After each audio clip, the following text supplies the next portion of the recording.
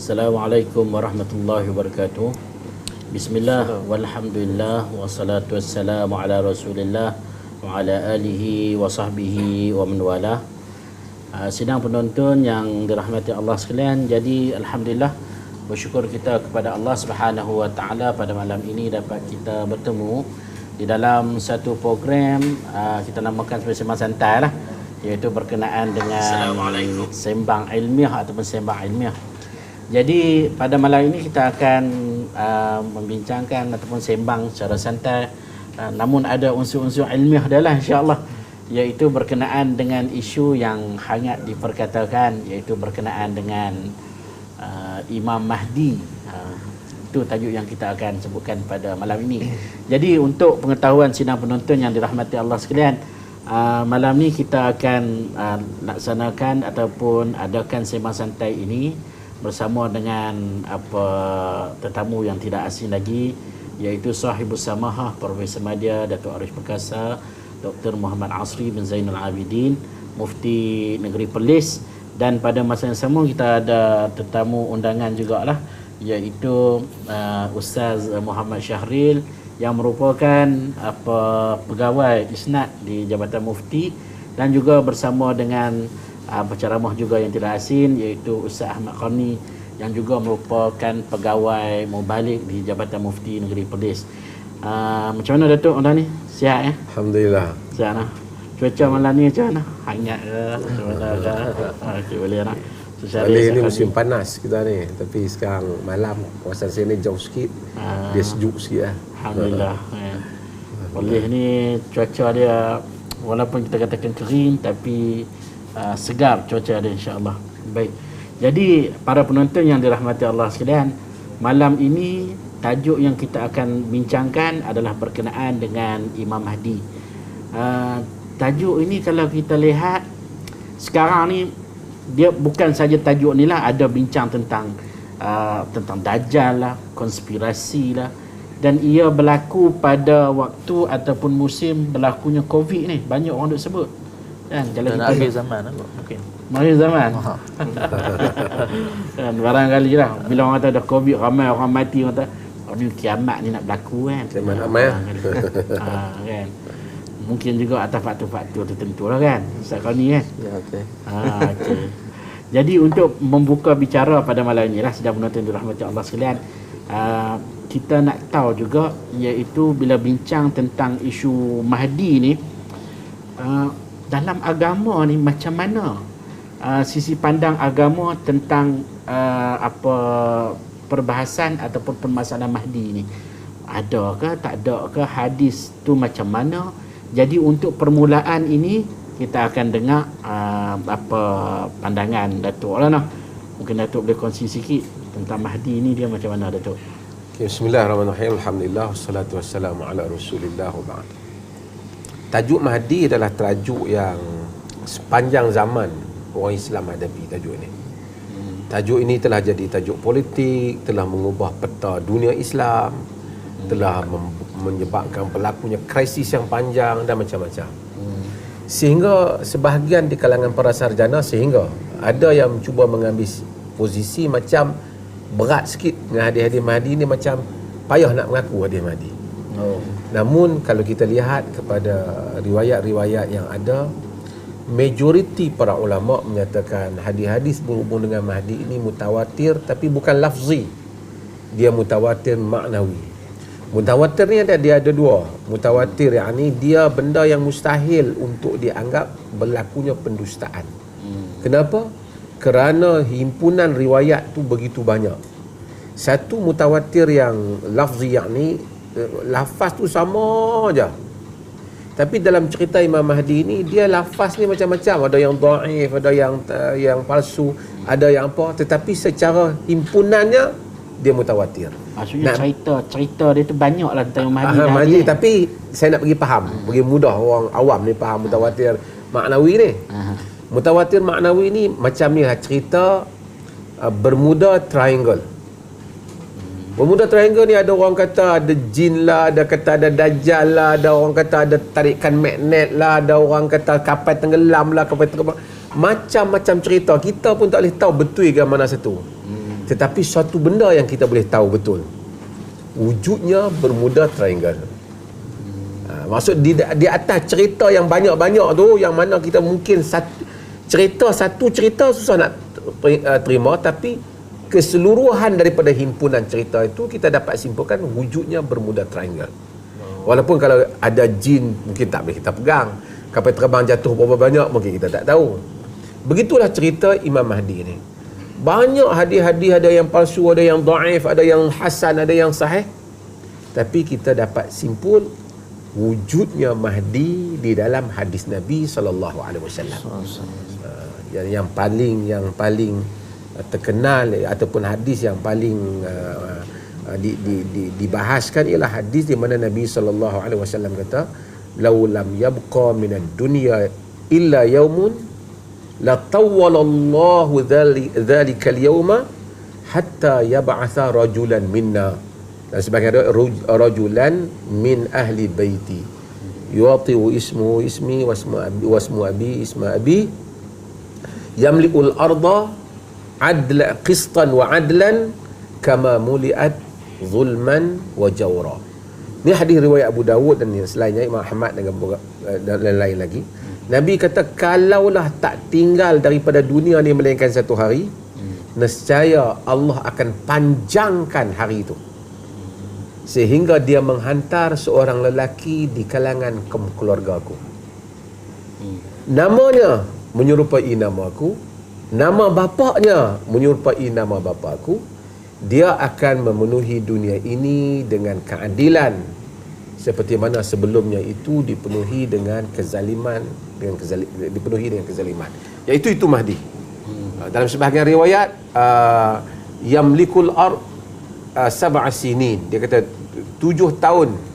Dan sebahagian riwayat dia kata khamsan atau sab'an atau tis'an, 5, 7 atau 9. Tapi banyak riwayat kata 7 tahun lah. Maksudnya tu dia memerintah ke apa tu? Dia akan memerintah dunia ni. 7. Dia akan memerintah dunia ni.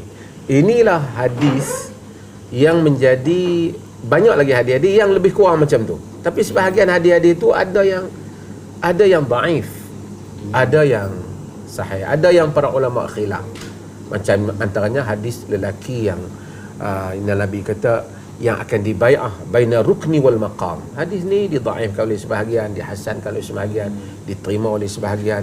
Yang ni antara akan dibai'ah antara rukun, yakni di Hajarul Aswad, dan maqam, yakni maqam Ibrahim.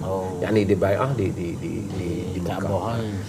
Banyak hadis-hadis tentang Mahdi ni. Apapun yang pentingnya ialah ini telah menjadikan satu keadaan di mana satu, orang awam ni, orang yang tunggu Mahdi ni. Yang kedua ialah mungkin ada orang akan ambil kesempatan bahawasanya dia pun nak jadi Imam Mahdi. Jadi Imam Mahdi. Dalam hadis ialah ada pula, ada dalam hadis Abu Daud, Nabi kata yuslihuhullah fi lailah. Allah baiki Mahdi ni dalam satu malam. Maksudnya ulama bagi dua maksud hadis ni. Boleh jadi maksud Mahdi ni Allah bagi dia tu jadi ada dengan pengikut, ada dengan kelayakan menjadi khalifah daripada tak layak, daripada orang biasa tu.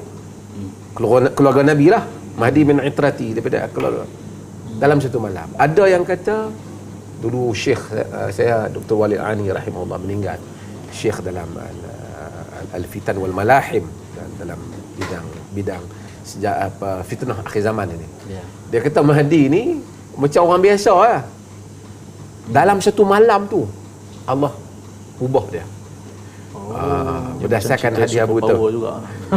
Tapi orang heran, orang kata dalam satu malam macam mana, tapi kalau kita ingat Umar bin Khattab diubah dalam satu malam. Dengan Masya-Allah. Baik, Dok. Jadi bila Datuk cerita tadi tentang Mahdi kan, apa dari segi pandang agama kan. Jadi kita di Malaysia ni pun ada orang duk sebut tentang Mahdi kan, mengaku Mahdi. Dulu saya ingat waktu saya kecil dulu, saya rasa mak saya waktu tu baru sekolah rendah yang Arkam, yang depa tangkap semua tu kan, yang Abu Ya waktu tu, waktu saya kecil lagi lah kan, yang Syekh Ali Muhammad tu. Jadi macam mana kita nak tahu Datuk, ciri-ciri utama Mahdi tu yang untuk kita tak mudah lah nak kata oh ni Mahdi. Bila hak ni pakai serban sikit dia orang dakwa dia ni Mahdi. Yang dia dakwa dia Mahdi, orang pun ikut. Hak ni kata Mahdi, orang ikut kan. Jadi mujur Datuk tak dakwa Mahdi kan. Ustaz Syarif dah kan dengan apa? Mahdi Arqam tu. Tak dah. Apa nama dah? Tapi kita dengarlah juga dulu nasyid-nasyid dia, nada murni, qatrun nada tu. Ada unsur Mahdi lah. Dia sebab bila orang tu dia peribadi dia soleh Datuk, orang nampak kan. Dia ada pengikut, crowd yang ramai. Jadi menyebabkan orang mudah untuk nak percaya. Jadi macam mana kita ni untuk penonton semua ni faham lah kan. Macam mana kita nak beza, nak tahu ciri utama tu Mahdi tu macam mana. Tadi kita sebut salah satu ciri dia. Ciri dia tu iaitu nama dia sama. Nama dia Muhammad bin Abdullah, keturunan Nabi. Keturunan Nabi. Sama keturunan Fatimah. Ahli sunnah ni dengan Syiah ni ada bincang sikit, keturunan Hasan, keturunan Husain. Tapi yang penting dia keturunan Nabi. Tapi untuk ramai orang keturunan Nabi ni, senang ramai orang keturunan Nabi ni, ramai orang keturunan Nabi. Walaupun sebahagian yang mengaku Mahdi, nanti kalau kita ada masa kita akan sentuh sebahagian orang yang mengaku Mahdi ni. Mereka tak pun nama Muhammad bin Abdullah, depa macam Syekh Suhaimi tu kan. Nama dia Muhammad Suhaimi. Dia tukar jadi Muhammad bin Abdullah As-Suhaimi, nak bagi jadi. Tapi dalam kalau kita baca dalam hadis ada lagi kan, dia ajlal jabha wa anqal anf, luas dahinya kata Nabi, dan mancung hidungnya. Dan itu pun ciri Nabi yang disebut dalam kalau kita tengok dalam Syama'il, salah satu ciri-ciri Nabi kita Muhammad ni luas dahinya dan juga mancung hidungnya. Dan Nabi sebut ciri itu ada pada Mahdi. Tetapi ada ciri yang orang tak boleh buat. Maksudnya ada benda yang orang tak boleh buat tentang Mahdi ni. Apa dia? Yang pertama, Mahdi muncul pada zaman Isa bin Maryam. Mesti wujudnya Mahdi kerana Isa Nabi Mahdi akan menjadi imam di Baitul Maqdis, di mana Isa akan menyuruh Mahdi menjadi imam. Imamukum minkum. Imam kamu di kalangan kamu. Yang ni mesti Isa. Yang kedua ialah bila dadanya Isa, adanya Dajjal. Jadi kalau siapa mengaku pun tak ada Isa, tak ada Dajjal, dia bukan Mahdi. Dia bukan Mahdi yang Nabi ceritakan. Hal lain nak mengaku boleh. Tapi kita akan sebut dalam sejarah manusia-manusia yang mengaku Mahdi. Sebab tu ada juga orang yang tidak berapa nak terima Mahdi ni kerana dia rasa ramai orang ambil kesempatan. Tanya Dr. Ustaz Rani. Ya, betul. Kalau kita tengok ni, dengan keadaan sekarang ni orang duk cakap tentang Mahdi ni, dia menghasilkan beberapa kumpulan manusia yang react tentang isu ni. Kalau tengok ada yang macam obses dengan Mahdi ni, maknanya segala benda dia nak cari dan dia nak relate bagi kena dengan hadis tu lah. Hero orang Islam, dengan semua hero. orang tunggu. Tapi dia ada satu kumpulan, sebahagiannya lah kalau tengok, yang tak mau terlibat, dan diorang ni mungkin golongan muda yang rasa macam bosan ataupun yang rasa macam benda ni hakikatnya bincang dan kita berada dalam kehidupan yang susah juga, kita masih lagi nak kena kerja untuk cari makan apa semua. Jadi diorang ni mungkin tak berapa berminat. Jadi mungkinlah apa yang saya nampak dalam isu Mahdi ni, antara benda yang kita nak kena tekan juga kepada masyarakat ni lah, macam mana nak react dengan cara yang betul terhadap isu ni. Sebab bila bincang tadi dia teringat satu satu riwayat. Riwayat tu kalau tak silap lah, mungkin Datuk boleh betulkan, disandarkan kepada Sufyan Ats-Tsauri daripada Nu'aim Al-Asfahani dalam kitab Rihlatul Awliya. Maknanya murid dia Yahya bin Riyas tanya tentang Mahdi. Maknanya zaman tu pun orang dah banyak cakap tentang Mahdi. Kalau tengok apa yang dia tanya, dia kata kaifa kana aktsarun nas bil Mahdi. Kaifa kana fi, macam mana pandangan kamu wahai Sufyan tentang Mahdi ni? Sebab orang ramai duk cakap tentang, maknanya zaman tu antara jawatan yang orang kata yang orang ramai teringin lah, selain daripada jawatan lain. Okay. Cuma kalau tengok jawapan Sufyan Ats-Tsauri, dia kata hatta yamurru ala babikum walaupun dia dah lalu depan pintu rumah kamu, maknanya kalau Imam Mahdi tu lalu, jangan kamu terlibat lagi dengan dia sehingga kamu lihat ramai orang pergi kepada dia. Okey, maknanya itu antara cara kita nak react lah yang saya tengoknya. Sebab benda ni menyebabkan macam tu dah, ada sebahagian orang dia tak mahu terlibat langsung, ada sebahagian orang dia sibuk sehingga dia tak mahu. Sebab tu saya tengok Dr. Sharaf Qudhah pun ada sebut dalam kitab dia yang dah terjemah dalam bahasa Melayu ni. Dia kata sebahagian manusia ni dia jadi macam malas nak berusaha dah, dengan sebab macam nak tunggu je. Nak tunggu hero bagi selamatkan tunggu dunia, hero je Islam. maknanya. Itu keadaan lah yang kita boleh tengok dalam bait Imam Mahdi ni. Okay. Tapi macam Datuk sebut tadi, kalau syarat antara dia ialah zaman tu mesti Dajjal pun dah ada. Yang mana waktu tu Nabi Isa AS dan dibantu oleh Imam Mahdi ni akan makmurkan balik dunia ni setelah penuh dengan kezaliman dan sebagainya. Tapi hari ni sebagian orang kata Dajjal tu kuasa dunia, Amerika, Russia, China. Kat Facebook macam tu lah Tok. Macam mana? Maksud dia bukan satu susuk tubuh ke apa ke, dia macam kuasa dunia pula Dajjal. Macam mana tu? Itu tafsiran-tafsiran yang tidak menepati apa yang ada dalam nas. Macam Ustaz sebut, sebenarnya dakwah tidak boleh dipandang kecil. Dakwaan Mahdi telah menyebabkan mati dalam satu malam saja 70,000 orang. Pada zaman Ibnu Turmat, Muhammad bin Abdullah Al-Barbari Al-Harri yang muncul di Maghrib.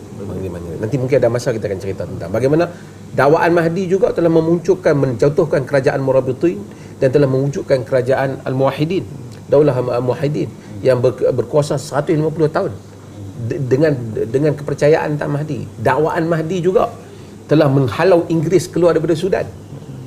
Dalam sejarah, dakwaan Mahdi juga telah mewujudkan kerajaan Qaramitah, kerajaan Fatimiyan Syiah tu di atas dakwaan Mahdi. Dan kata nanti kita akan sebut tentang dakwaan Mahdi dan akan menyebabkan Hajarul Aswad dicuri, diwujudkan Daulah Murabitah, dibunuh orang Islam begitu banyak. Dakwaan Mahdi juga banyaklah sebenarnya sejarah dakwaan Mahdi saja. Dan hari ini wujudnya Iran umpamanya di atas dakwaan Mahdi, kan? Muhammad bin Hasan Al-Askari yang dianggap sebagai hilang, imam yang ke-12 juga atas dakwaan Mahdi. Dan kisah Mahdi ni telah membentuk banyak sejarah juga di dalam. Sebab tu tadi ada sebahagian sarjana seperti Ibn Khaldun, dia menolak tentang Mahdi. Tapi sebenarnya tidak benar untuk dia menolak. Syekh Ahmad Syakir dan sebelum dia ramai tokoh seperti Sadiq Hasan Khan dan ramai lagi mengkritik habis-habisan Ibn Khaldun. Ketika Syekh Syakir tahqiqkan Musnad Ahmad, dia kata Ibn Khaldun cakap benda yang bukan bidang dia ahli sejarah. Hadis Mahdi sahih. Dia kata, tapi apa yang saya dengar cerita kata tak ada dalam Sahih Bukhari Muslim tu. Dia itu persoalan. Dalam Sahih Bukhari dan Muslim tidak ada secara jelas perkataan Mahdi. Tetapi dalam Muslim ada isyarat yang tadi imamukum minkum, bahawa imam kamu di kalangan kamu yang Nabi Isa kata tu ialah Mahdi. Cumanya itu bukan syarat lah, sebab hadis sahih ni tak syarat mesti semua dalam Bukhari Muslim. Al-Ashar Mubasysyirin bil Jannah, 10 yang dijamin masuk syurga, tak ada dalam Bukhari dan Muslim. Tapi ia adalah riwayat yang sahih. Riwayat yang sahih. Cuma Ibn Khaldun dia tidak menerima. Ibn Khaldun kata macam politik. Tapi unfortunately Ibn Khaldun mengiktiraf Muhammad bin Turmat, mengaku sebagai Imam Mahdi yang telah membunuh dalam satu malam 70,000 orang di atas dakwaan kononnya dengan penipuan. Kononnya dia mendapat mimpi, wahyu daripada dari seorang malaikat untuk membunuh pengikut dia. Ibn Khaldun puji dia. Ibn Khaldun puji dia. Ibn Khaldun kata seorang yang ikhlas, imam, semua orang yang Ibn Khaldun puji dia. Maknanya kita boleh anggap setiap zaman bila ada mana-mana tokoh naikkan sesiapa sebagai Imam Mahdi contohnya, kadang-kadang ada latar belakang politik. Dalam sejarah Mahdi ni banyak latar belakang politik. Ada hadis sebelum tu, ada hadis yang orang tolak Mahdi ni. Dia kata la Mahdi illa Isa bin Maryam. Tidak ada Mahdi melainkan Isa bin Maryam. Hadis yang diriwayatkan oleh Ibnu Majah. Cuma Ibnu Majah ni dia saja riwayat hadis ni. Orang mengaji hadis ni tahu infirad. Ibn Majah ni dia ada banyak persoalan dia. Dan kemudian dalam sanad dia tu ada Muhammad bin Khalid Al-Janadi. Muhammad bin Khalid Al-Janadi ni dia majhul. Jadi hadis ni tak kuat. Hadis yang kata yang dikatakan Mahdi itu adalah Isa tak kuat. Tak boleh jadi asas lah. Tapi tak apa. Ramai orang yang diangkat sebagai Mahdi. Saya cuba collect 2-3 hari ni, sehari 2 ni, senarai-senarai dalam sejarah ni siapa mengaku Mahdi. Mungkin Datuk boleh terang. Boleh. Sekali mungkin Ustaz kita boleh tambah sikit. Antara orang yang dianggap Mahdi, Ali bin Abi Talib. Dia tak mengaku, tapi pengikut dia kata dia Mahdi. Ali bin Abi Talib. Di antara orang yang dianggap sebagai Mahdi ialah Muhammad bin Hanafiyah. Muhammad bin Hanafiyah dah anak Ali. Ali ni tapi daripada isteri, bukan daripada Fatimah. Anak Ali daripada isteri Ali, Khawlah binti Ja'far Al-Hanafiyah. Jadi dia dipanggil Muhammad bin Hanafiyah, tak panggil Muhammad bin Ali sebab nak bezakan dengan Hasan dan Husin. Hak ni daripada Fatimah. Dia bila Mukhtar As-Saqafi, siapa yang baca sejarah, Mukhtar As-Saqafi bangkit menentang kerajaan Bani Umayyah. Bila Mukhtar As-Saqafi nak kempen lawan kerajaan Bani Umayyah tu, dia cari tokoh untuk lawan kerajaan Bani Umayyah. Kita tengok dalam sejarah Malaysia pun ada, bila gerakan-gerakan, sorry to say lah, dia politik dan dia ada sedikit cuba gunakan unsur kesufian. Bukan semua sufi itu salah, tapi bila digunakan itu dia mari unsur ni. Tak apa, Muhammad Al-Mukhtar As-Saqafi, dia tak ada tokoh dia nak angkat. Dia angkat Muhammad bin Hanafiyah. Dia kata ni Imam Mahdi. Muhammad bin Hanafiyah tak terima kata dia sebagai Imam Mahdi. Dia tengok terancam, duk tuduh dia sakit kerajaan. Masalah dia anak Sayyidina Ali soleh, dia soleh. Dia pergi nak ke Iraq. Bila Mukhtar As-Saqafi rasa Muhammad bin Hanafiyah dah mula mengancam pengikut ramai, dia kata syarat Mahdi yang kau dapat terima ni, dia kena dipancung dulu. Kalau dia pancung tu tak lut, tak makan lah, yang tu baru Imam Mahdi betul. Kebal pasal artinya Mukhtar As-Saqafi dia mempunyai tujuan politik lah. Seorang ni ialah Muhammad bin Hasan Al-Askari. Sebelum tu ialah Muhammad bin Hasan Muhammad bin Abdullah bin Hasan An-Nafsu Zakiyah. Muhammad bin Abdullah bin Hasan An-Nafsu Zakiyah, keturunan Muhammad bin Abdullah bin Hasan bin Ali.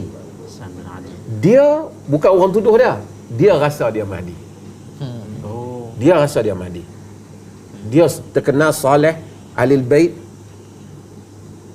rasa dia Imam Mahdi. Masa dia awal dia rasa Imam Mahdi tu, dia lawan kerajaan Bani Umayyah. Kita kena ingat, bagi yang mungkin tak faham dalam sejarah ni, lepas berhentinya Khulafa' Ar-Rasyidin, kerajaan Bani Umayyah, Al-Hasan memerintah sekejap, kemudian serah pada Muawiyah, kemudian kerajaan Bani Umayyah, selepas kerajaan Bani Umayyah baru kerajaan Abbasiyah. Muhammad bin Abdullah bin Hasan bin Ali ni, dia rasa dia Imam Mahdi. An-Nafsu Zakiyah, terkenal dengan Nafsu Zakiyah.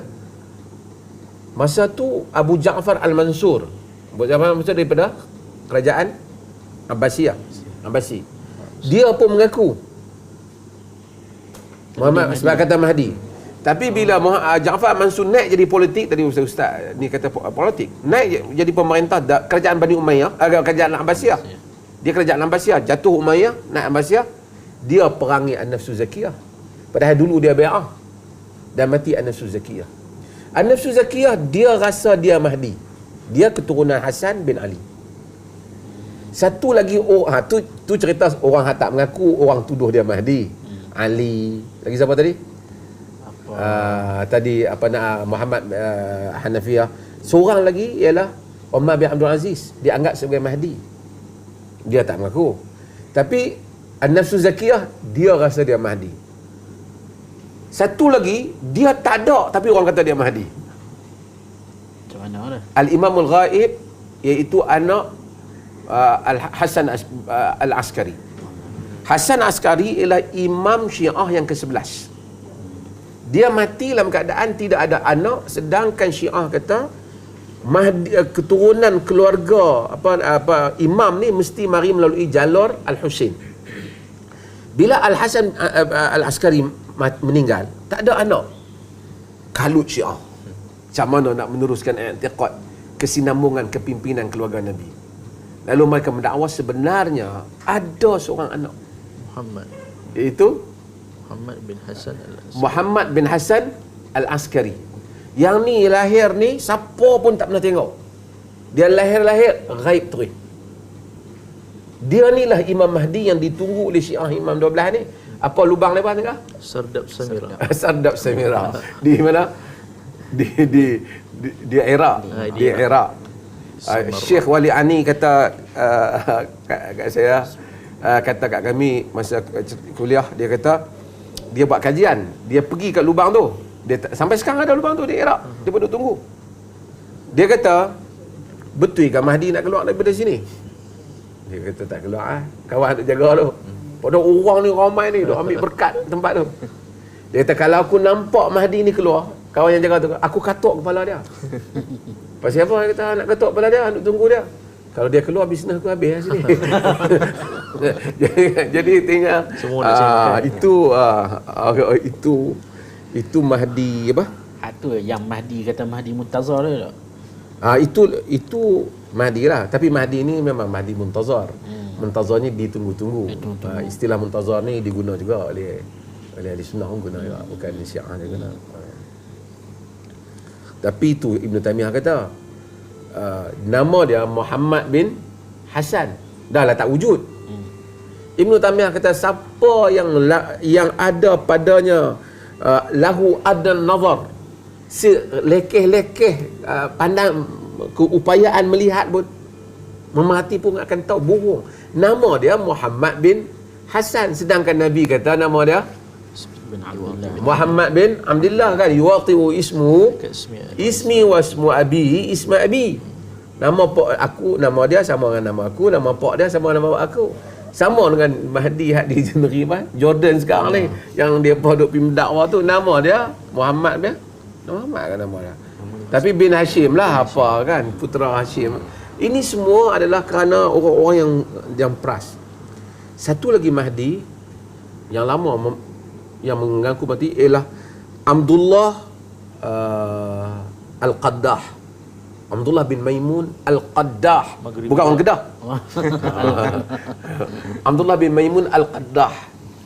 Dia ni adalah keturunan dia Yahudi. Kemudian dia mari di Syam, dia mengaku bahawasanya dia adalah keturunan Nabi. Keturunan Nabi. Alawi, keturunan Nabi. Dia mengaku dia sebagai Imam Mahdi. Dan dia createkan pengikut dia. Dan dia kata dia daripada anak keturunan Muhammad bin Ismail bin Ja'far As-Sadiq.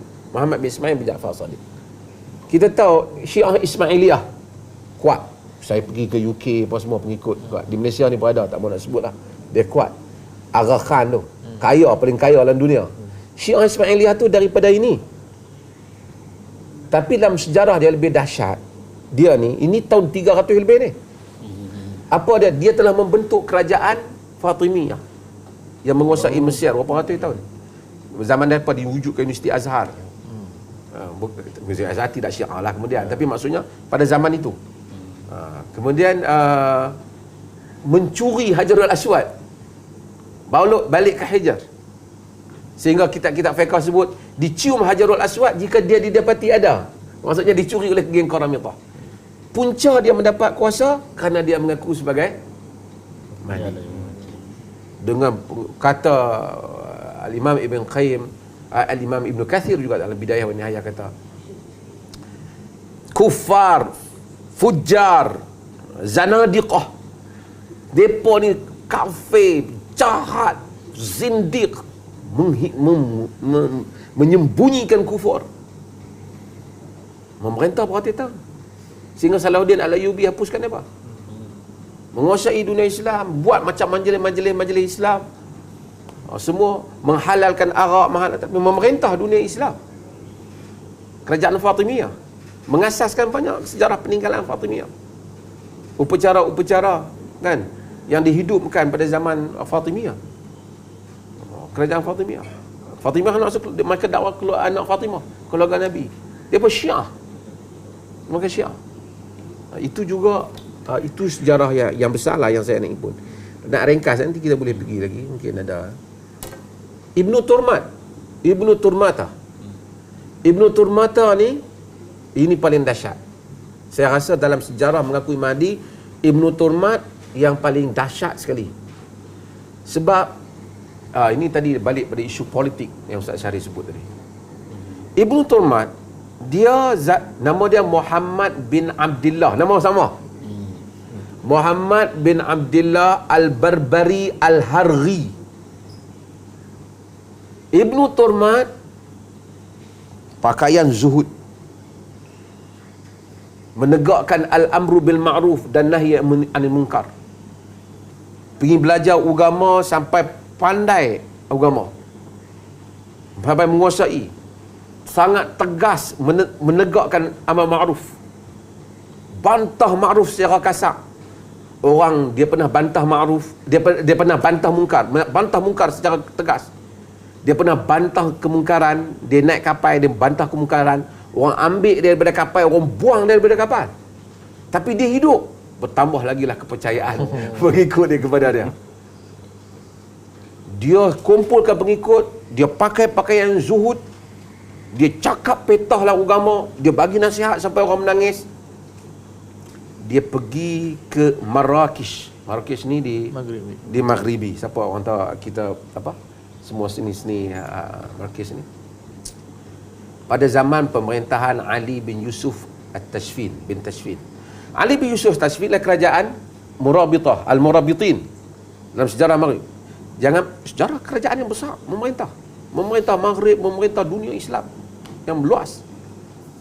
Dia pergi, dia sampai ke Marrakesh, dia dengan pengikut dia tegakkan, dia mencegah mungkar. Slogan dia cegah mungkar, dia ceramah. Di sana orang tak pakai purdah, dia bermazhab pakai purdah. Dia tepuk kuda adik kepada sultan, raja, jatuh kerana tak pakai purdah. Kes ni dibawa pada raja Yusuf yang Ali bin Yusuf At-Tashfin, dibawa pada dia, dibicarakan kepada dia.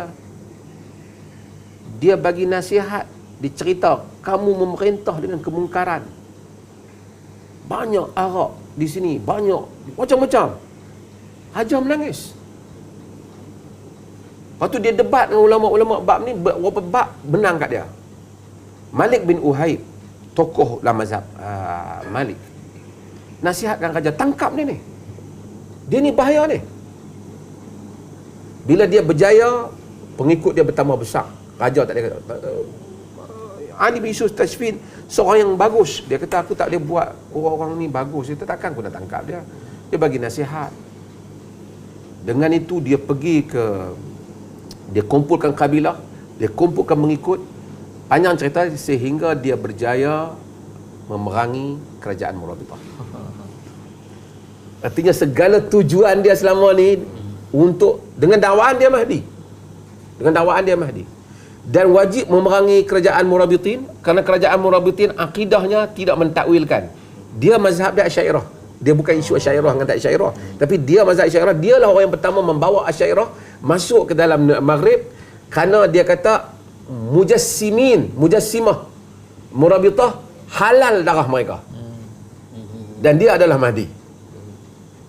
Bila dia nak dakwah Mahdi, orang tengok soleh dia. Dia bagi tahu peperangan dengan Murabitin ni dia akan menang.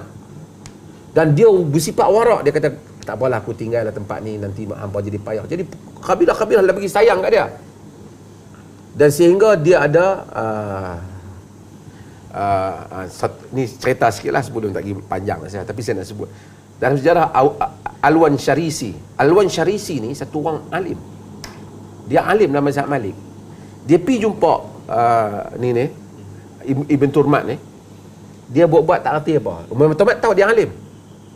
Dia hafal Quran, dia hafal Muwatta' Malik.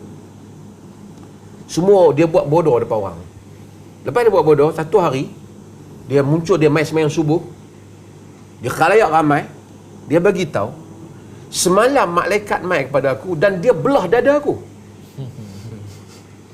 Dan dia telah memasukkan segala ilmu pada aku. Dan dia menyatakan bahawa Ibn Turmat adalah Mahdi. Orang tengok Wan Syarisi ni bodoh sebelum ni. Apa bukti dia? Mahdi tanya. Mahdi kan? Mahdi tu lah. Ibn Turmat. Dia baca Quran dengan elok. Dia baca Muwatta' Malik. Dia baca hadis Nabi. Dia baca kitab-kitab. Kalau satu malam dia boleh pandai.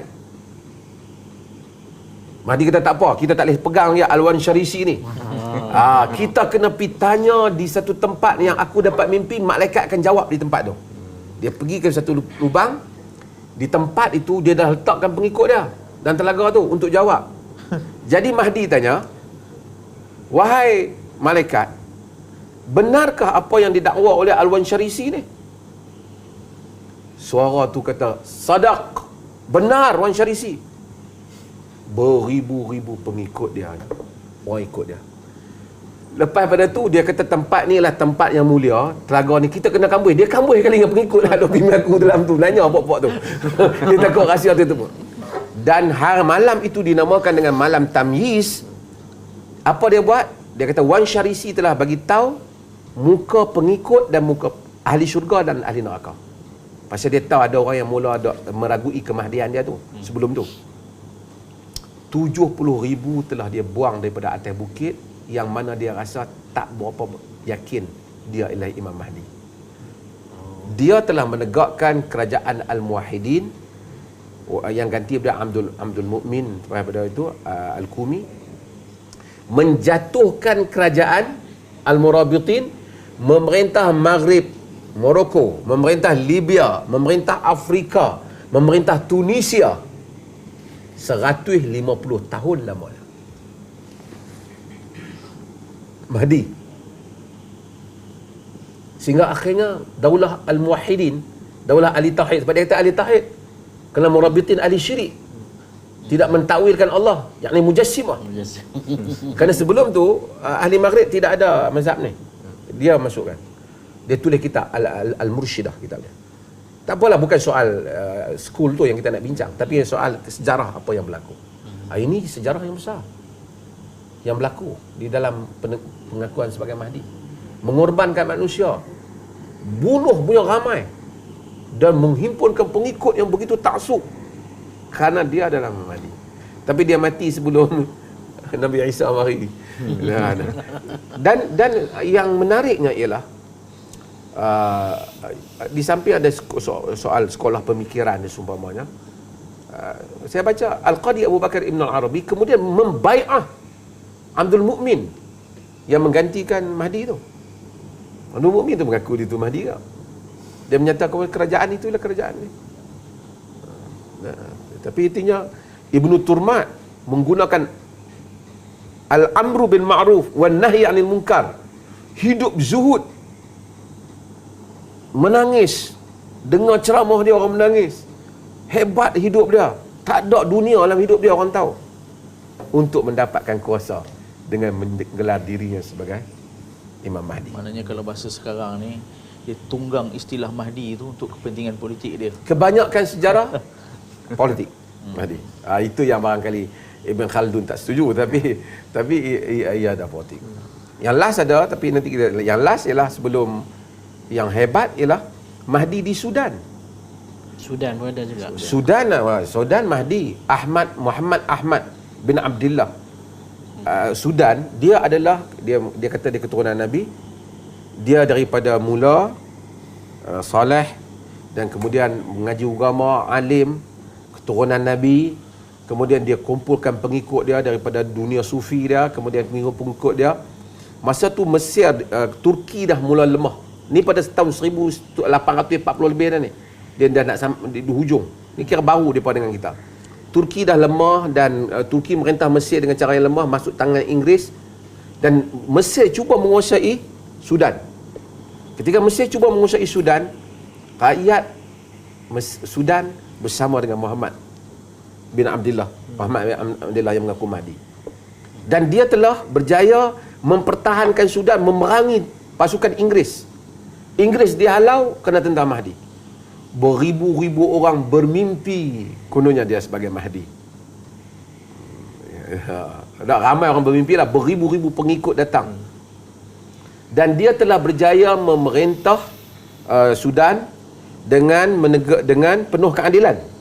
Dengan penuh keadilan, membahagikan harta dengan adil. Dia sendiri sangat zuhud, tapi dia mengaku dia Mahdi yang maksum. Macam tadi juga, tadi pun kata maksum. Siapa yang syak pada Mahdi aku, Ibn Turmat kata dia kafir, dia bunuh. Yang ni pun kata dia Mahdi maksum juga. Dia telah mengaku sebagai Mahdi yang maksum, dan dia memerintah dengan kitab dan sunnah dan tawakal ala Allah. Tidak ada mazhab. Segala mazhab dihormati, tapi dia berijtihad sendiri bahawasanya dia memerintah dengan kitab dan sunnah. Sehingga orang, dan dia menghalang. Sudan ni terkenal dengan tempat-tempat sufi dan makam-makam wali. Dia melarang pergi bertawasul dengan wali-wali ni. Daripada sudut tu nampak macam Muhammad Abdul Wahab ke apa ni kan. Tapi dia tak. Dia mengaku orang mimpi apa-apa amalan ambillah mimpi dia. Dia mengaku Imam Mahdi. Dia merintah, cuma dia umur 41 meninggal. Tapi kerana dia lah British, tewas di Sudan. Orang Islam disatukan di Sudan, dan banyak gerakan-gerakan ulama-ulama Islam yang pergi bai'ah dia sebagai Mahdi. Kecuali gerakan Mahdi Sanusiyah, mereka kata ni bukan. Mahdi Sanusiyah dia pro pada Salafi sikit. Dia kata ni bukan, no. Ini semua cerita-cerita main melalui mimpi ni karut. Tapi artinya ini juga berjaya membentuk kerajaan kerana mengaku sebagai Mahdi. Maksudnya depa ni orang bukan kita kata pada masa sama ada ilmu, buat apa tindakan pun macam tindakan orang yang ada ilmu dengan zuhud depa tu kan. Dan Datuk ada mimpi lagi. Tak tahulah mimpi tu betul ke tak kan. Syaitan pun boleh. Tapi yang pentingnya, ini semua bukan Mahdi. Kerana ciri kita kata Mahdi tadi, had Nabi kata apa? Munculnya, sebab ciri lain semua. Nama sama, semua tu kebanyakan nama sama seperti nama. Muhammad bin Abdullah semua. Keluarga Nabi. Tapi mesti zaman dia sama dengan Isa, dan mesti munculnya Dajjal. Orang zaman tu macam mana Datuk? Depa ingat Nabi Isa akan muncul, Dajjal akan keluar. Depa tu dakwa macam tu lah. Sebab tu kalau orang tengok ada putera Jordan kau nampak macam Al-Mahdi, orang tu lepas tu duk boh dalam Facebook atau ni mungkinlah Mahdi kepada. Jenis ni jenis orang kata orang utara tu terkejut, jenis orang yang terkejut. Kasar orang kampung ni tak apa sesuai lah kita cakap. Dia kata apa, terkejut beruk kan. Dia maksudnya orang yang perak, orang dah perak. Cerita Mahdi ni cerita lama dah. Ibn Turmat punya zalim, punya jahat. Fatimian punya kerajaan Fatim punya jahat. Yang ni hak baik sikit ni, hak Sudan ni. Tu pun dia bukan Mahdi, tapi menggunakan nama Mahdi. Dia mati awal, 41 tahun dia meninggal umur dah. Yang last yang kita tahu pada tahun berapa? 80-an, Muhammad bin Abdullah Al-Qahtani yang kepuh Masjidil Haram. Tu semua orang tahu. So, cerita kalau Dr. Radhi dia boleh tahu lah kan, dia terkepuh sekali dalam tu dengan mak dia. Kan masa dia kepuh itu bawa senjata masuk tawan Masjidil Haram, namanya Muhammad bin Abdullah, keluarganya keluarga Nabi. Dia kata bahawa dia adalah Mahdi yang dijanjikan, Al-Mahdil Maw'ud, Mahdi yang dijanjikan. Sebab itu balik pada yang Ustaz Qarni kata tadi, dakwah Mahdi ni satu benda bahaya.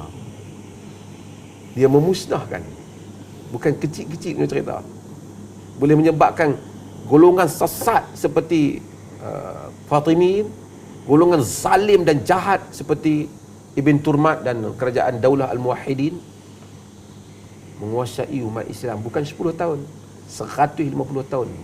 Fatimi berapa ratus tahun menguasai. Kerana dan dapat kerajaan kuat dan susah nak ditumbangkan. Tu kuat ada teringin mengaku Mahdi. Dia kata tengah dulu ambil kuasa, kerana kuasa. Maksudnya melalui agama tu dia cuba untuk mengambil kuasa untuk nak ni kan. Tapi kalau kita tengok daripada yang Datuk sebut tadi, zaman Ibn Tumat sampai ke Sudan, sampai ke yang kepung di Mekah, kita boleh kata pesen mereka ni, cara fikir mereka sama. Tengok keadaan macam tertekan, perlu ada seseorang yang nak kena selamatkan keadaan, dia keluar, dia muncul.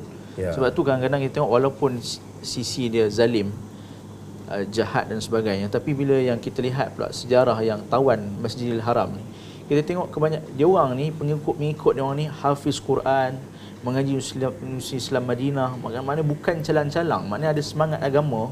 Tapi kalau kita tengok macam penyakit mental pun ada mereka ni. Sebab mereka nampak macam dunia ni dah teruk, tak ada siapa nak selamatkan, jadi akulah orang ni. Ya, betul. Mahdi Sudan paling berjaya. Mahdi Sudan sebab masa tu kerajaan Turki lemah, bercampur Mesir, Inggeris datang, tak ada siapa nak dapat penyelamat. Sebab itu bila Mesir berperang dengan Sudan, dengan tim Mahdi, tentera Mesir yang Islam lari keluar, tentera pergi bai'ah dengan Imam Mahdi. Lebih hebat lagi, Kristian masuk Islam kerana bermimpi inilah Mahdi. Itu cerita. Lepas tu dia pula daripada Sufi nak pergi macam ala Salafi sikit lah apa. Ini cerita politik ni sangat ajaib. Setiap zaman orang menanti-nantikan siapa hero waktu tu. Orang nanti siapa? Macam kita, macam bila manusia tertekan, misal manusia tak tertekan, dia nak hidup. Bila dia tertekan, dia ada hutang banyak, dia ada apa masalah banyak. Kalau boleh biar dunia ni tamat buang lah. Kan tamat buang senang kan. Kita kalau ada hutang di bank orang banyak, tengok bank terbakar, dia suka kan. Kok file aku terbakar sekali. Dia macam tu lah. Apabila Mahdi ni mari, seolah-olah kalau dunia ni, kalau kiamat lega lah. Banyak tak masalah. Sebab tu orang yang kadang-kadang dia ni Dajjal dah datang. Orang ni, sebab tu Nabi apa ada Nabi jawab? Bila orang tanya mata sa'ah Wa ma'adatalah. wa ma'adatalah. Kau siap apa nak kiamat? Kan? Nabi tak jawab kiamat sekian-sekian. Kau bersiap apa nak hadapi kiamat? Yang tu kan. Tapi ini tim ni dia jadikan tajuk Mahdi mai balik ni supaya orang-orang dengar ni kan depa tak anggap Imam Mahdi. Cerita Mahdi ni cerita lama. Sehinggalah munculnya Dajjal dan Isa bersama dengan Mahdi. Masa tu Mahdi. Kalau tidak, tak payahlah kita duk pikan dulu siapa jadi Imam Mahdi.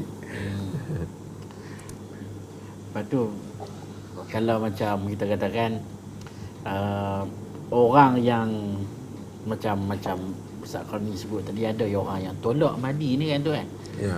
Jadi macam mana kita nak kata dari segi hukum orang yang tolak adanya Imam Mahdi ni? Bukan calang-calang orang tu, macam Datuk sebut tadi Ibn Khaldun yang kata tentang tolak Mahdi tu, Syekh Rashid Ridha. Rashid Ridha. Dan kita tahu bahawa mereka ni adalah sarjana-sarjana yang hebat. Jadi macam mana tu Datuk? Dia ada dua. Kalau dia tolak Nabi, dia lain. Tolak Nabi kufur. Maksud tolak khabar Nabi, walaupun Nabi beritahu Mahdi ada, tapi aku tak percaya. Kalau macam tu kufur. Tapi kalau dia kata Nabi sebenarnya tak kata pun, hadis-hadis ni tak sahih, kita pergi kereta api lalu ATS malam-malam kan. Dalam hutan dia ada ATS. Okey. Kalau macam Ibn Khaldun, dia kata hadis-hadis ni tak sabit. Kan, benda-benda ni tak sahih. Sebab tu Ahmad Syakir semua rod dia kata Ibn Khaldun ni bidang dia lain, bidang politik. Bidang politik, bidang apa? Sejarah. Orang politik kata orang agama jangan cakap politik. Kita pun kata orang politik jangan cakap agama. Dia apa nama? Orang dia kata Ibn Khaldun ni dia bidang dia sejarah. Jadi dia tidak mutamakin, dia tidak menghukum hadis-hadis ni. Hadis ni sahih dia kata. Hadis ni sahih. Tapi mungkinlah Ibn Khaldun pada zaman dia dah Ibn Tumat tu, masalah tu kata Ibn Khaldun, patut Ibn Khaldun kena tentang Ibn Tumat, Muhammad bin Abdullah Al-Barbari tu. Ibn Khaldun kata dia ni imam.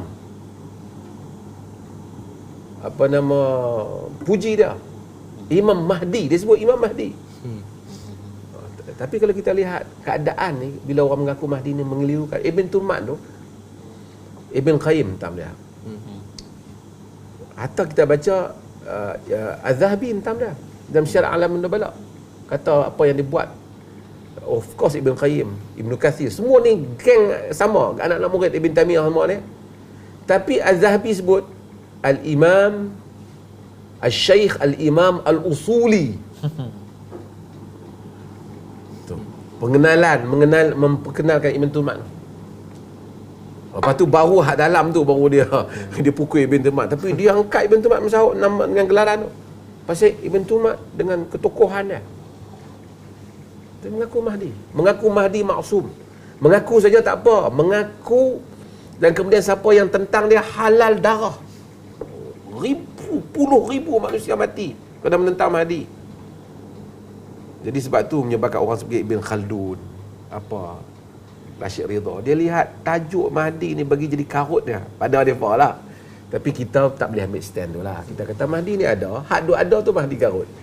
Tapi kalau kita duk pergi ukur nama dia Muhammad bin Abdullah, ramai macam saya kata kan. Hidung mancung, dahi luas, tapi kita semua tu ramai, orang macam ramai dah. Tapi saya kata satu benda kita kena ubah tajuk ni. Mahdi mari mesti ada lagi dua.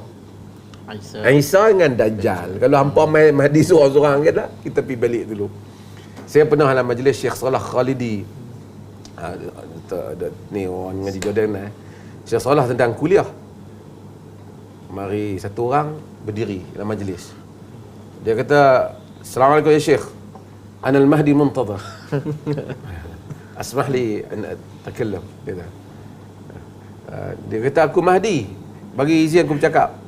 Syekh Salah kata, "Masjid ni tidak mengizinkan Imam Mahdi bercakap." Tidak masalah aku ni keluar. Syekh Salah kata, "Itulah Mahdi yang paling damai yang pertama aku tengok." Biasanya Mahdi ni dia memang akan jadi masalah. Buya Syah Arkam daripada mula-mula pergi ke mana? Ke Khurasan, pergi ke apa, mula-mula lah dia naik makam dia, daripada kemudian dia pergi apa? Pemuda Bani Tamim, kemudian dia pemegang bendera Mahdi, kemudian Mahdi, dan semua yang berlaku ni sama. Tadi kita tengok An-Nafsu Zakiyah tak apa satu, kemudian yang kita tengok Imam Ghaib. Bila dia mati, bila tak ada dia pun kata dia mati, dia hilang. An-Nafsu Zakiyah pun pengikut dia pun kata itu dia hilang. Apa nama Fatimiyun, dia pun dia hilang. Pasal Mahdi dengan ni apa Dajjal dengan Imam Isa tak mari lagi. Syari pun kata dia yang ditanam tu adalah batang pisang. Iran, Khomeini nak buat revolusi, kalau kita baca dalam sejarah dia kata revolusi diteruskan walaupun orang kata bahaya tentera. Kata Khomeini apa? Bukan aku yang menyuruh, tapi dia yang memerintah, iaitu Mahdi. Setelah dia berunding dengan Mahdi. So Mahdi ini adalah tajuk yang tidak lekang dalam sejarah lah. Sebab itu kita ni orang Islam ni, kita nasihat, ramai orang telah tertipu dengan tajuk Mahdi ni. Sebab balik pada Ustaz Qani kita tadi lah, itu yang Sufyan kata, kalau Mahdi lalu depan rumah pun tu suruh pergi tengok lah, biar pergi kat dia lah.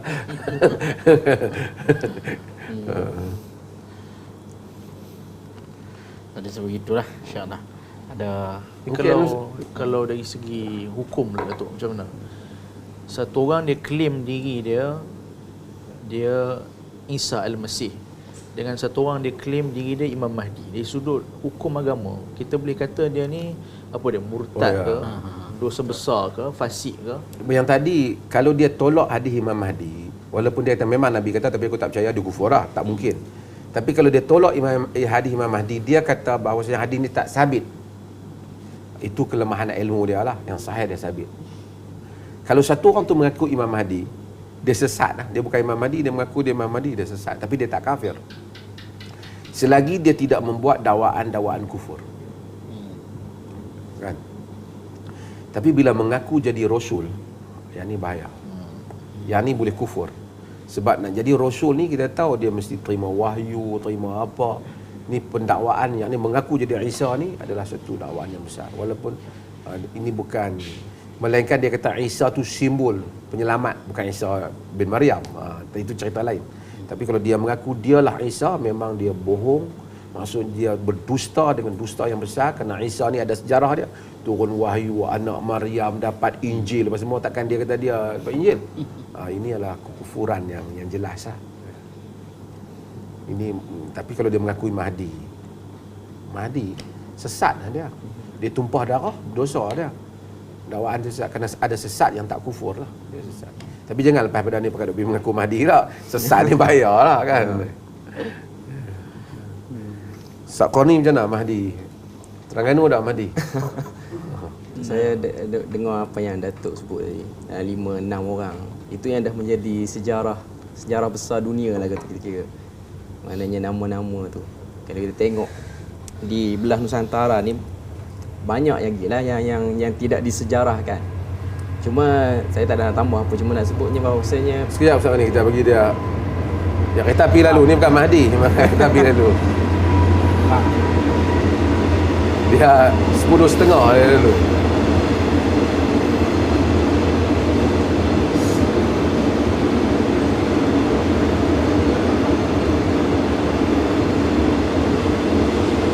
Dia masuk. Kuat tu. Ha? Kuat. Bising. Okey, boleh. Macam mana Ustaz ni? okey, apa tu? Orang yang mengaku jadi Mahdi ni yang dah disejarahkan macam yang Datuk sebut dah ramai. Hak ramai lagi. Ramai lagi yang belum. Mahdi Melayu, Mahdi macam-macam. Macam yang Datuk sebut tadi. Saya ada tengok satu video, bukan video tu pentas Dr. Zakir Naik dulu, Peace TV dulu. Tapi waktu tu bukan dia yang speech kan, orang lain yang speech. Ada satu orang mengaku waktu question tu, waktu soalan tu. Okey. Cuma nak sebutnya keadaan seperti tu ataupun kata apa, pengakuan tu orang berani buat. Cuma kita boleh tengok biasanya lah. Okey, apa yang saya nampak lah.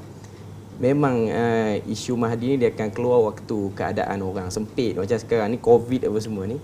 Dia macam ada satu peluang yang agak cerah untuk sebahagian orang yang nak ambil peluang ni lah. Okay, Tak tahu nak pergi mana, duduk rumah mengaku Mahdi. Cuma yang kita nampak lah masyarakat dia sikap tak sabar tu tak dapat dibendung daripada diri.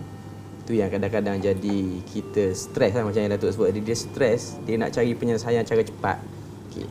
Cuma dia satu bab macam mana Tuhan uji manusia ni, dia nakkan jawapan cepat pada benda yang belum jelas. Yang tengok isu Mahdi ni lah, manusia kena berinteraksi dengan satu benda yang ada nas, tapi nas tu dia tak jelaskan dengan bila, by date apa semua. Sebab tu orang tengok ada penceramah di Indonesia, dia cuba buat bacaan sampai manusia umat akhir zaman ni sampai 1500 tahun saja. Lepas tu dia buat bacaan-bacaan kata apa, macam-macam lah. Okay. Yang isu politik. Okay. Yang ambil Mahdi ni antara yang lain, saya tengok dalam isu lain, penceramah yang duk cari hubung kait politik ni. Okay. Last kali dia akan pergi ke arah perniagaan. Sebab saya tengok yang Indonesia tu, last kali dia promote satu apa, kawasan perumahan dia di Sumatera apa, dia buat perkampungan akhir zaman apa lah. Beli kat tu selamat. Cuma kita kata isu Mahdi ni dia selain daripada isu politik, isu perniagaan pun boleh orang kata apa. Tak lama dia ada lah air jampi Mahdi. Kan? Menunggang nama Mahdi. Nama Mahdi, maknanya benda tu terlalu luas. Cuma dia mari pada sikap tak sabar manusia tu lah. Dia beriman, tak boleh nak tahan diri dia. Okay. Ya. Satu dia orang duk sebut tentang law ni akhir zaman dah nak kiamat dan COVID ramai mati kan. Jadi bila buat mai isu-isu macam Mahdi semua ni, orang akan tertarik kan. Ya, betul. Kan. Seolah-olah memang sudah mai nak kiamat dah sekarang ni. Perasaan dia pun nak ambil tahu tentang hadis-hadis tu boleh lah kan. Tak boleh lah, tapi masalah dia pun mau Mahdi muncul zaman dia apa. Dia pun nak jumpa macam mungkin Dajjal. nak pergi selfie dengan Mahdi. Kita tak tahu, dia tak tahu apa. Dulu ulama-ulama ada tulis kitab macam Yusuf bin Yahya bin Ali Asy-Syafi'i. Dia tulis kitab Uqdud Durar fi Akhbaril Muntazar. Memang dia tulis kitab tentang Imam Mahdi. Dan dalam kitab-kitab Al-Fitan wal Malahim memang ada peruntukan tentang Mahdi ni. Kita kalau nak ni baca yang tu kan, baca kan. Tapi bila ada orang, bila dia baca tentang Mahdi, dia rasa, aku kalau jadi Mahdi macam okey.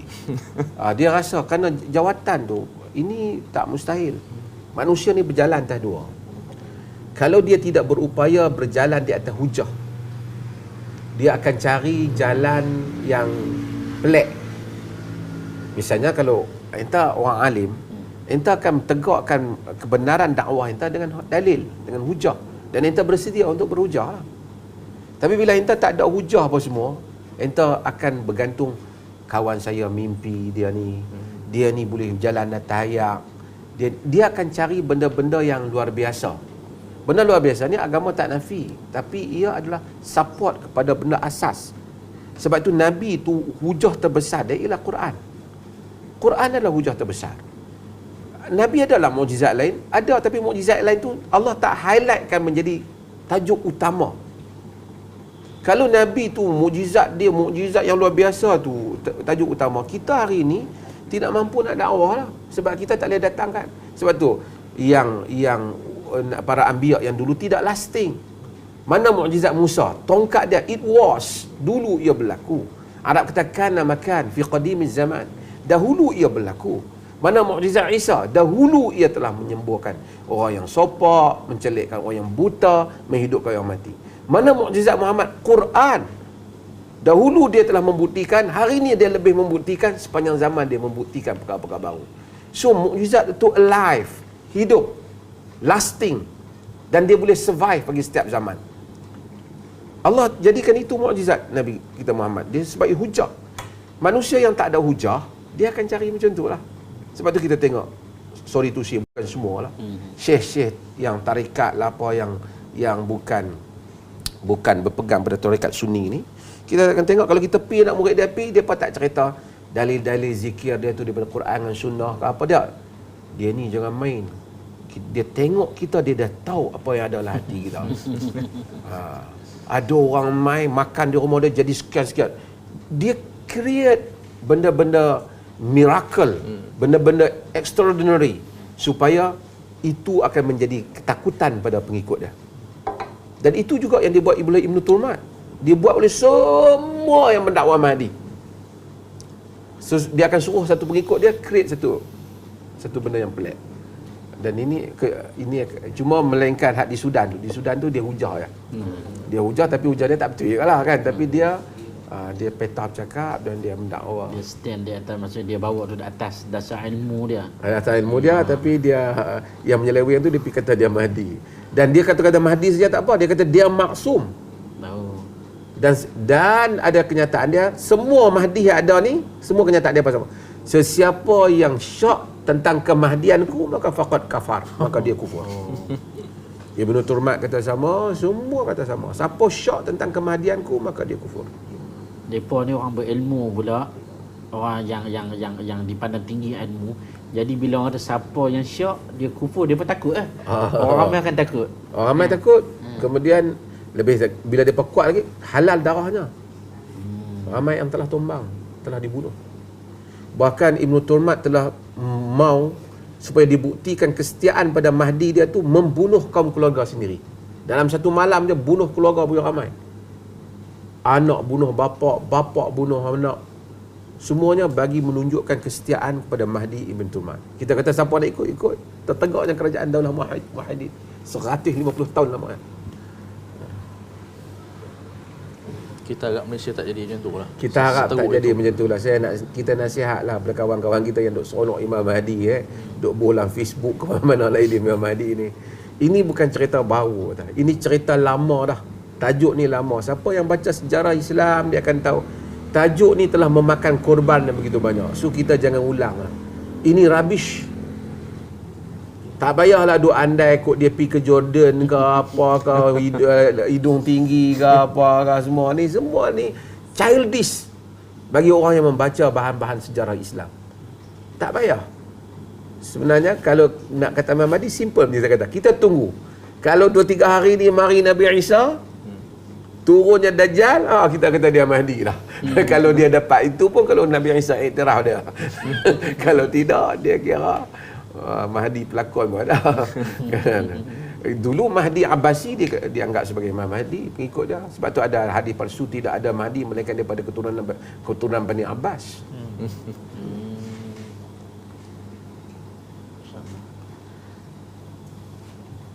Mungkin ada tak syarif apa?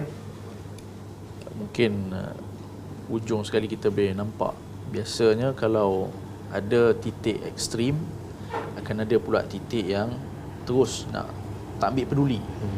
Mesti ada ifrat, mesti ada tafrid.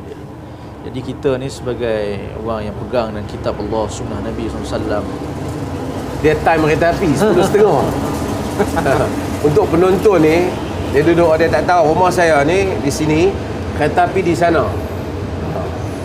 Jadi dengar Lintas jalan. melintas jalan. Alhamdulillah di hadapan rumah saya tak bolehlah dibuat rumah. Sebab kalau tidak dilanggar oleh kereta api. Bagang ni. Kereta api ni ke Padang Besar, Thailand.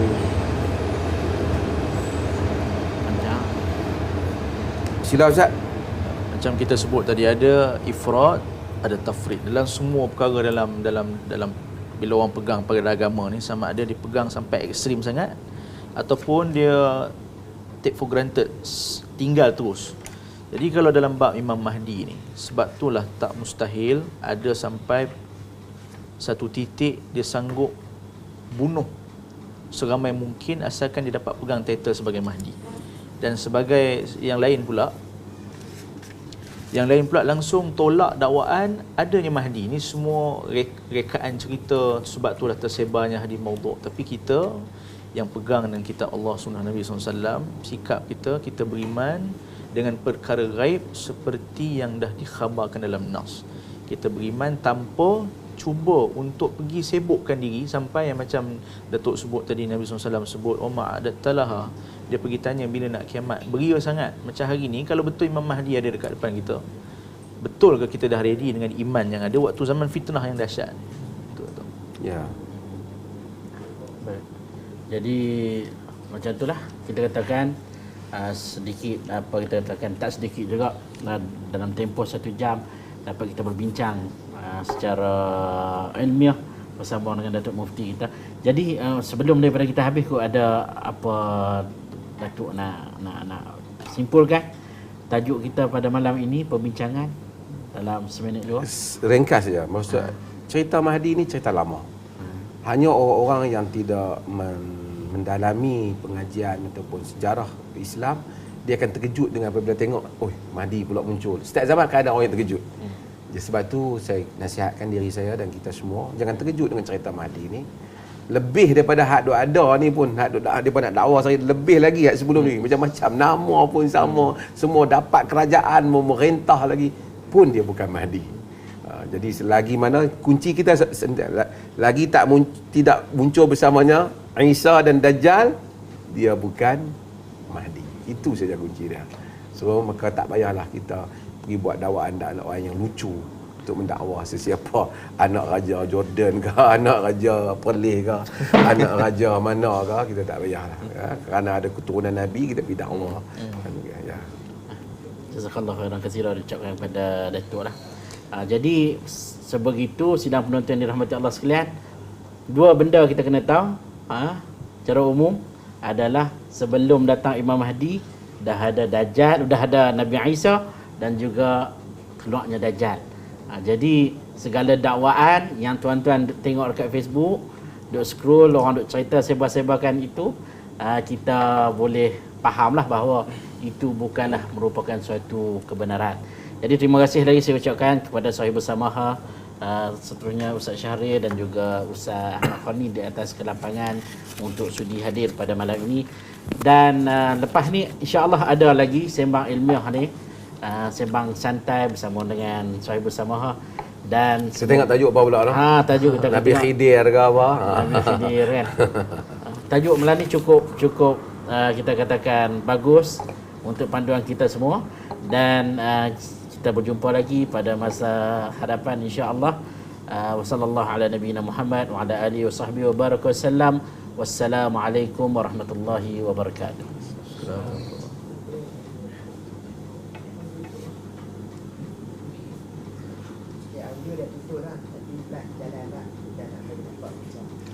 Okey, ada penonton?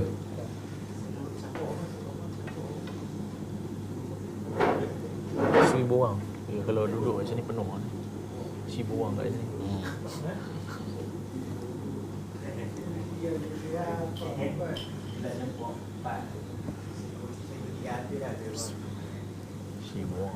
Orang